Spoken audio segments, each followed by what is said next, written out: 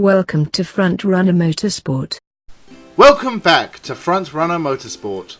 I hope you had a fantastic Christmas, and I am happy you've stopped eating for 5 minutes so that we can look at an interesting bit of knowledge from the world of Formula 1.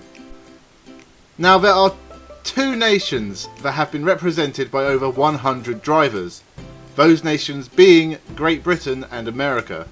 But there are 8 nations that have been represented by just 1 driver, and those are the ones we are looking at today.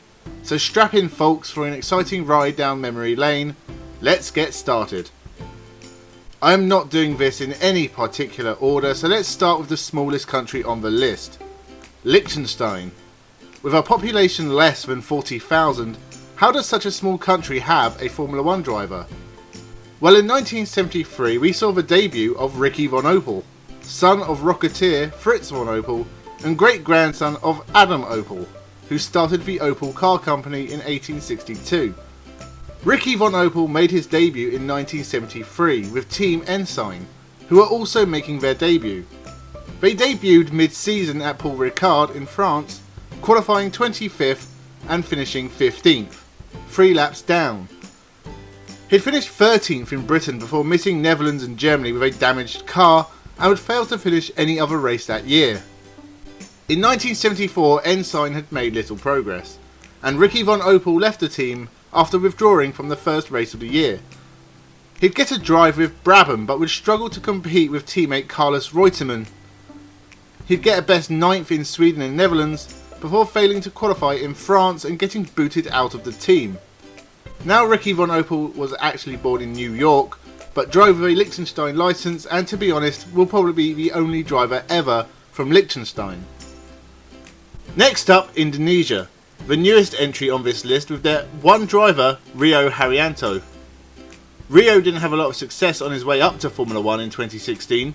He had a few wins in GP3 and GP2 before moving up to the top with Manor Motorsport, and would score no points and get a best 15th in Monaco before his sponsorship money ran out and he was replaced by Frenchman Esteban Ocon for the rest of the year. Rio Haryanto would end the season 24th of 24 drivers, so not great, and we wait for the first Indonesian driver to come in and score points in Formula 1. I'm surprised Hungary hasn't had more Formula 1 drivers. They were a powerhouse nation in the 1950s, and I'm surprised there were no drivers from that era. But Hungary would have to wait till 2003 for their first Formula 1 driver, when Zsolt Baumgartner from Debrecen made his debut in Formula 1 for the Jordan team. In place of the injured Ralf Furman at the Hungarian Grand Prix, unfortunately his engine failed and he retired, but he did finish 11th in Italy. He was meant to sign with Jordan for 2004, but instead ended up at Minardi, a team who hadn't scored points for 2 years. He had an average season, not scoring points and mostly being at the back of the field, but took a first lucky point at the American Grand Prix when he finished 8th of 9 finishers. He wasn't retained for 2005, retired from motor racing, and Hungary have been racing ever since.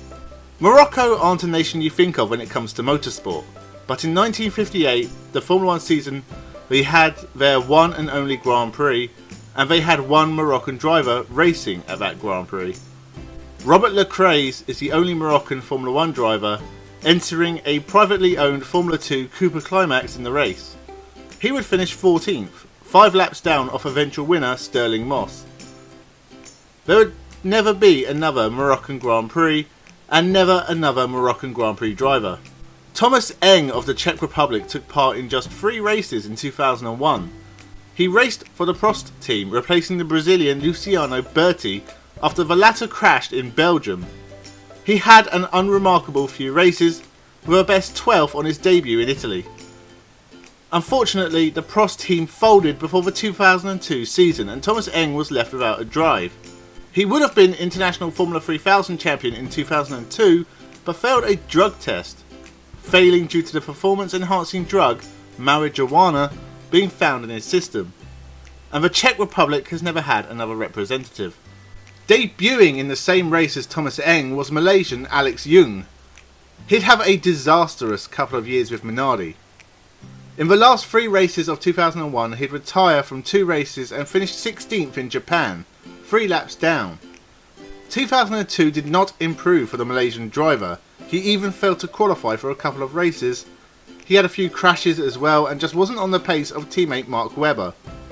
He was dropped for a couple of races with Anthony Davidson taking the reins in Hungary and Belgium, but Alex Young returned for the final few races, finishing 13th in Italy and retiring from the last two.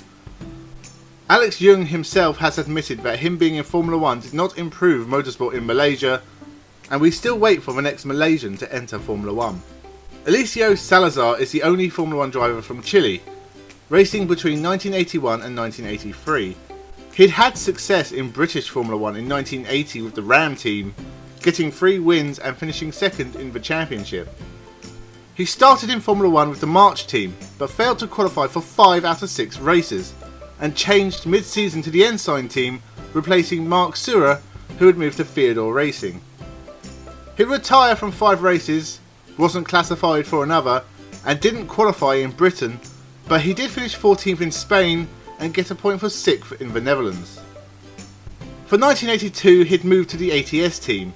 He still retired from most races but did get 5th at the San Marino Grand Prix, probably because 8 teams pulled out of the race due to the FISA-FOCA war going on at the time.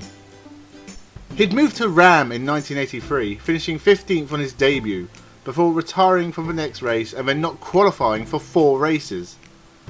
Unfortunately, the economy in Chile was not in good shape and Eliseo Salazar left Formula 1. His most memorable moment was his accident with Nelson Piquet, who promptly got out of his car and punched Eliseo Salazar. Our final driver on the list is Polish legend Robert Kubica, also the most recent as he has retired from Formula 1 after 2019 with Williams, scoring a single point in an absolutely torrid season for the team. Everyone knows the story of Robert Kubica, the only race winner on this list. Joining BMW Sauber in 2006, replacing Jacques Villeneuve, he stayed with the team until they left the series after 2009, taking a single win at the 2008 Canadian Grand Prix and finishing 4th in the championship that year. He'd moved to Renault for 2010 and take a couple of podiums. There was much talk about how talented he was and what a potential champion he could be in the future, when a rally crash ended up severing his arm and his Formula 1 career seemed to be over much too soon. Then in 2019 he came back with Williams. He was dominated by teammate George Russell, but scored the team's only point of the year at the crash-filled German Grand Prix after the Alfa Romeos were disqualified. He left at the end of the year, but it was awesome having him back and I wish him all the best in the future. So that's the list of the 8 nations who have been represented by just one Formula 1 driver. Are there any nations close to getting their first, or any of these close to getting a second driver? Well, Sean Gelael of Indonesia races in Formula 2 and has for a long time. I don't think he'll make it. Guan Yu Zhou of China could become the country's first ever driver. And hey, if Fabian Wolfind does well in the W Series, she could become the second ever driver from Liechtenstein. If you can think of any more, let me know in the comments below. I hope your Christmas was amazing. Like and subscribe the video, and most of all, have a good one.